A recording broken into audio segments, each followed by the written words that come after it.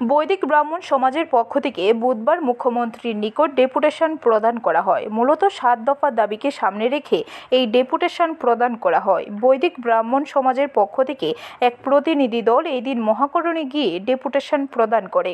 7 দফা দাবির মধ্যে রয়েছে রাজ্যের সকল বিদ্যালয়ে ষষ্ঠ শ্রেণী থেকে দ্বাদশ শ্রেণী পর্যন্ত সংস্কৃতকে অবশ্য পাঠ্য হিসেবে পাঠদান করা হোক। রাজ্যে একটি সংস্কৃত মহাবিদ্যালয় নিজস্ব ভূমিতে ছিল, বর্তমানে সেই সংস্কৃত কলেজ বন্ধ। সেই সংস্কৃত মহাবিদ্যালয় পুনরায় চালু করা হোক। ব্রাহ্মণ সমাজ বর্তমানে আর্থিকভাবে অনেক পিছিয়ে, তাই ব্রাহ্মণ সন্তানদের শিক্ষার জন্য আর্থিক সাহায্য হিসাবে স্টাইপেন্ড প্রদানের ব্যবস্থা করা হোক। আর্থিকভাবে অসচ্ছল 50 ঊর্ধ্ব ব্রাহ্মণদের মাসিক ভাতা প্রদান করা হোক।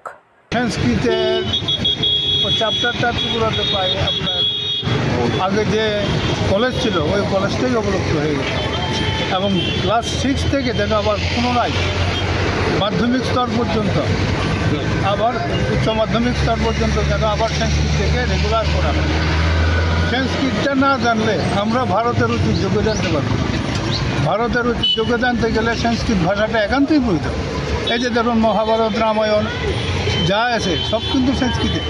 ব্যুরো রিপোর্ট, খবর ত্রিপুরা।